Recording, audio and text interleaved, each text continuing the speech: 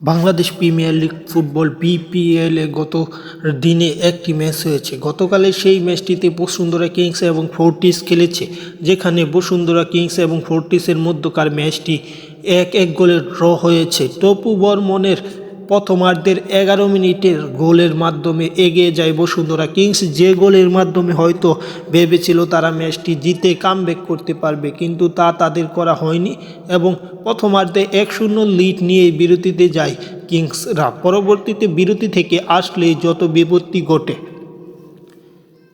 দ্বিতীয়ার্ধের 63 মিনিট, বলতে গেলে 63 মিনিটে মোহাম্মদ আবদুল্লাহর গোলে সমতায় ফিরে ফোর্টিস এবং সেই 1-1 গোলের সমতা নিয়েই ম্যাচ শেষ হয় এবং এই ম্যাচটি শেষ করে বসুন্ধরা কিংস আছে পয়েন্ট টেবিলে 4 নম্বরে। তারা পয়েন্ট টেবিলের খারাপ অবস্থানে আছে এবং ফোর্টিস পয়েন্ট টেবিলের আছে 6 নম্বরে।